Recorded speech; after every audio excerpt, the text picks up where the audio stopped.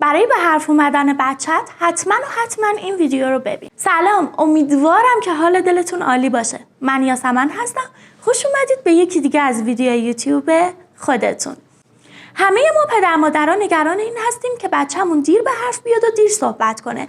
توی این ویدیو از سنین مختلفی که بچه شروع به حرف زدن میکنه و به حرف میاد و صحبت میکنه و همچنین عواملی که باعث میشه این روند اتفاق نیفته و صحبت کردنش دیر بشه صحبت شده. پس برو که بریم. خب حالا ببینیم توی چه سنینی بچه‌هامون صحبت میکنه.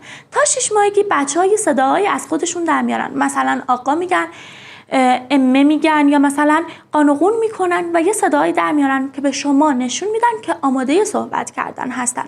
از 6 ماه به بعد بچه ها کلماتی مثل ماما یا بابا رو میگن، یه کلمات کوتاه، و تا 18 ماهگی بچه میتونه 50 کلمه صحبت کنه و اگر صحبت نکرد شما نگران این موضوع باشید و نگران باشید که توی این کانال صحبت کردن نیافتاده.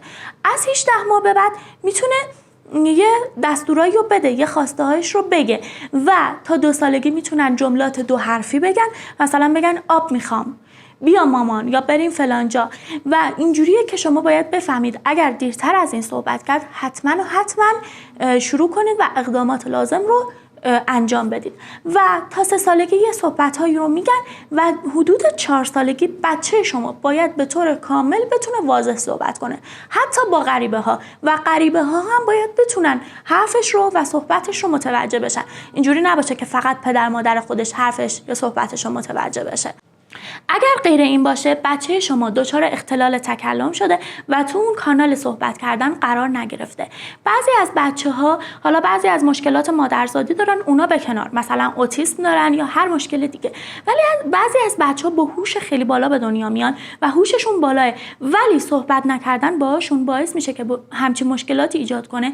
پس شما اگر دیدید بچه شما تو این کانال قرار نگرفته، حتما صبر نکنید، پشت گوش نندازید، حتما به پزشک گفتار درمان مراجعه کنید و اونجا باعث بشه که بچه شما بیشتر از این عقب نیفته. خب حالا بریم سراغ این که چه چیزهایی باعث میشه که بچه ما دیرتر به حرف بیاد.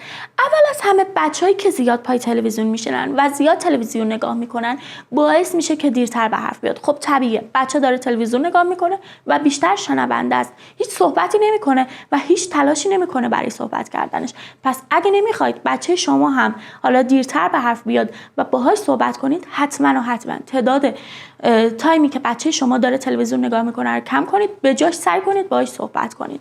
دوم از همه بچه‌هایی که حالا پدر مادر شاغل دارن و پدر مادرشون سرشون شلوغه و نمیتونن که با بچه‌شون صحبت کنن، باعث میشه که اون بچه دیرتر به حرف بیاد. توصیه من اینه که اگر شاغل هستید حتما بچه‌تون رو به دست کسی بسپارید که اون فرد بتونه با بچه شما صحبت کنه و حالا یه چیزایی رو به بچه شما آموزش بده. چون اگه از این تایمش بگذره و بچه‌تون دیرتر به حرف بیاد، خب اولی که حالا جدا از بحث هزینه ایش که حالا بخواد ببریدش گفتار درمانی، خیلی مشکلات زیادی هم برای بچه‌تون ایجاد میشه. بعضی وقتا هم هست پدر مادر سرشون شلوغ نیست، با بچه هم صحبت میکنن ولی در سطح فهم و شعور بچه صحبت نمیکنن.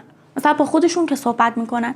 شما باید جوری با بچه‌تون صحبت کنید، به صورت کلمه، به صورت رسا و واضح، جوری که بچه هم متوجه بشه و بتونه اون کلمات رو تکرار کنه. گاهی وقتا به دلیل اینکه حالا پدر مادر برای بچه‌شون اصلا کتاب نمیخرن، کتاب قصه نمیخرن، عکس‌ها رو نشون نمیدن و کتاب شعر و این چیزا رو برای بچه‌شون نمیخونن.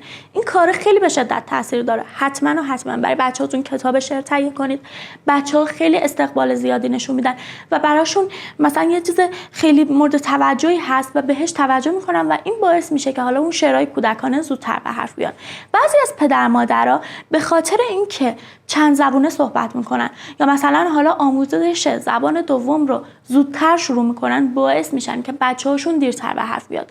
آموزش زبان دوم باید وقتی شروع بشه که بچه شما تسلط کافی به زبان اول داشته باشه تا حدی بتونه زبان اول رو بفهمه، بعد زبان دوم رو شروع کنید. وقتی که شما بیاید زودتر از موعودش زبان دوم رو شروع کنید، بچه‌تون گیج میشه کاملا و اصلا نمیدونه چی به چیه و چه کلماتی رو بگه. پس اینجوری باعث میشه که بچه‌تون دیرتر به حرف بیاد.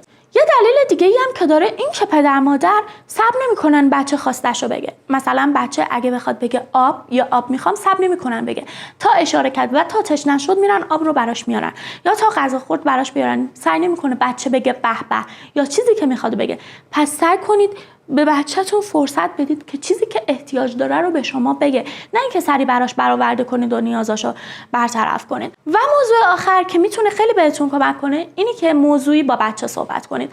مثلا به بچه‌تون بگید که الان داریم پوشکتو عوض میکنیم، الان داریم بهت بهبه میدیم، ببین داری بهبه میخوری، ببین داری غذا میخوری. و اینجوری باعث میشه که بچه صحبت کنه و زودتر به حرف بیاد و اون موضوع رو شناسایی کنه و طبق موضوعی که حالا شما دارید باهاش صحبت میکنید صحبت کنه. و به نظر من هر چقدر که بیشتر با بچه‌هامون صحبت کنیم بیشتر اونا یاد میگیرن و هر چقدر هم که باشون صحبت کنیم بازم کمه و اینجوری باعث میشه که مغزشون فعالتر میشه. در کنار ویتامینا و آهنی که به بچه‌تون میدید سعی کنید با بچه‌تون هم حالا هر روز 1 ساعت وقت بذارید و باهاش صحبت کنید. و اینکه اگر شما تجربه خاصی تو این زمینه داشتید توی کامنت ها برام بنویسید، خوشحال میشم نظراتتون رو بدونم. و اگر این ویدیو یوتیوب رو دوست داشتید لایک و سابسکرایب یادتون نره، زنگوله رو هم بزنید. دوستتون دارم. خدا نگهدار.